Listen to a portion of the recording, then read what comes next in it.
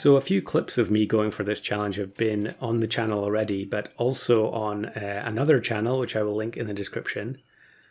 This is trying to get a full team with the mana generating perk from the fur-bearing trout. I hesitate to go for the pronunciation. I think it's Rambutan. I don't know. I'm just going to call it mana perk from now on. That sounds a lot easier. I do sometimes wonder if they deliberately pick these odd named things to make it harder for YouTubers to pronounce.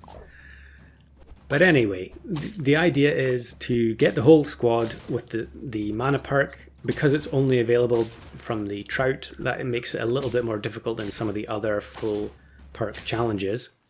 And we're going to have to use a variety of different methods. I think in this one I only use seagull. You can use both chipmunk and toucan. If you have a level 3 toucan, for instance, you pill the trout onto the toucan and then pill the toucan, you can generate 3 perks at the same time. You can also pill the trout onto the chipmunk, and then that will let you get the perk in the shop. And I was trying to use that quite often. Once I got the seagull online, I would sell a chipmunk in order to stock the perk in the shop and then save it. But I felt like that was becoming too limiting. Not having access to your full food shop can make it really difficult to compete when you're looking for pills, you're looking for chocolates. Luckily here we had a rice in the left-hand slot, so I could buy that onto the tamarin knowing that I'm going to sell it. Now tamarin used to be a mainstay on the channel, but I almost never use it these days. It's, the percentage that you get back from it if you don't have level 3 is so poor that it tends not to be a great option. But I really wanted to have the seagull with a bit higher starting stats. I think it's 4-3 by default, which just isn't great. And you can see here I've moved to buffing the frigate bird instead of the tamarin. Okay, I've changed my mind. Because every buff we put onto the tamarin now, I think is only worth +1/1 onto the seagull at the end. So probably I should have just kept buffing the frigate bird there. Having said that, maybe I was thinking that I would be able to sell the frigate. But that's not going to be the case. It's here for the duration. And maybe that was partly because I played against a lot of Vampire Bat teams in the recent past, and so it felt like a wise investment.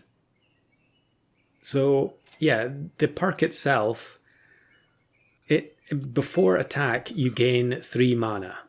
So that sounds pretty decent. However, because you don't have any protective equipment as a result of gaining the perk itself, you're quite often unlikely to trigger it multiple times unless you get very specific opposition. You need to face summon teams. Any other team is normally going to have melon, pepper, lemon. I mean, even this team here, which I don't think they had any melon or pepper, and we still barely got any triggers from the perk. I think it's a decently balanced perk. It seems pretty good early on when each 3 damage snipe can feel quite significant. But the later you go, the less value it has. Now, having said that, there is an intrinsic value to the mana snipe because you can remove equipment from the other team. But I think very few teams are going to play the melon or pepper or lemon right at the back. Maybe some summon builds would play pepper on a vulture, for instance. I guess it depends what packs people have access to. But here's going to be a tie, and you do tend to find that quite often, that you get sucked into the vortex of tying over and over if you have if you don't have any melon or pepper or coconut, I guess. And I could have kind of cheated here by having mongoose replacing the mana perk with the coconut. I didn't really want to do that. I wanted every pet on the team to actually have the perk during the battle. So it's been a while since I played this particular match, but watching it back, I feel like I probably didn't make the greatest use of the custom pack designer, and I feel like there are probably very few, if any, of the mana spending pets. I could have used maybe Sea Serpent. Maybe it is in here. I guess we'll see later on. because it does go, this game does go quite far in terms of turn count. So now that we've got the sauropod on board, I'm just going to buy most of the food items. I probably should have bought the... okay, it's fine. We're giving it to the mantis shrimp instead. But the drink me liquid and eat me cake are both quite good if you're about to combine two pets, because you can mitigate the health or attack loss by the combination. So here we are actually going to generate multiple doses of mana from the frigate bird. I don't know if it really made any difference there, but it is going to end up being a perfect tie. So now we actually have the full squad with the perk, and the sauropod is there as the sort of scaler of the team. We're just going to keep buying food. And that I probably went through a few iterations of the pack where I changed the food, because I knew I was going to end up with either sauropod or cat, and there you actually did see sea serpent was in the pack. And unfortunately here, the lionfish, I think, double hit the mantis shrimp, so we ended up losing our biggest unit to the scorpion. Level 3 behemoth on turn 13. Yeah, that's just the customs life for you. But still, it was a close run thing. We'll keep buying the food. And probably I should just buy this crocodile here instead of keeping the whole shop frozen. But we do find another one anyway. That was a bit lucky.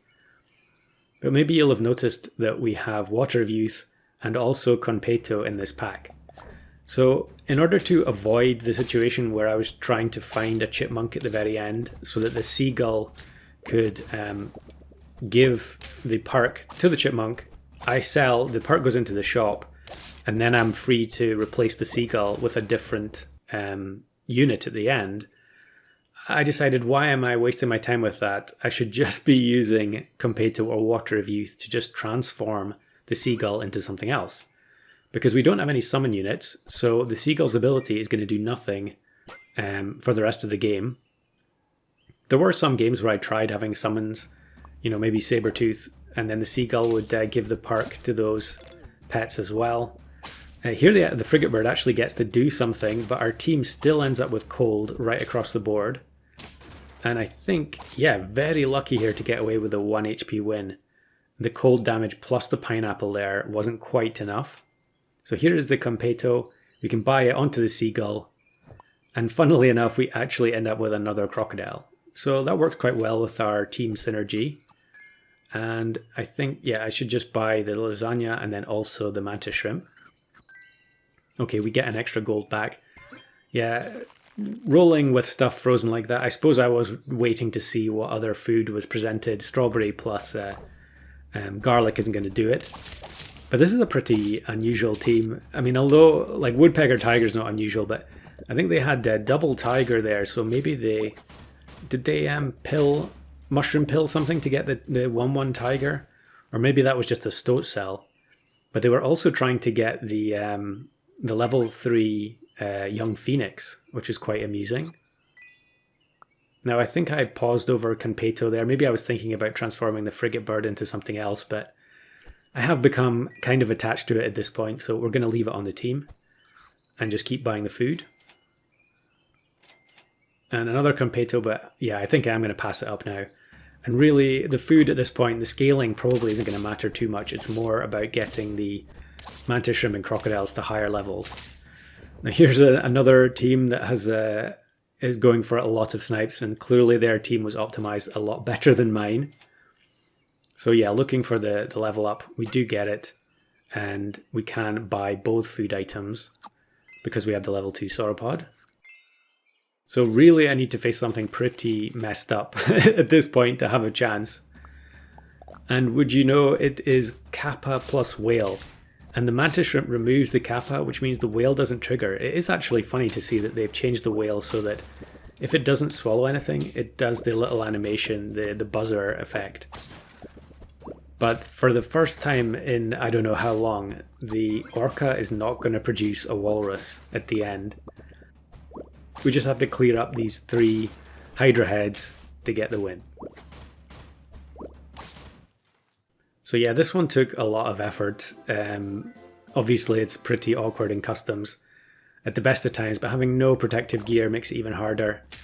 And here's a team that's abusing the broken warg, but they also have a level 3, almost 50-50 octopus as well.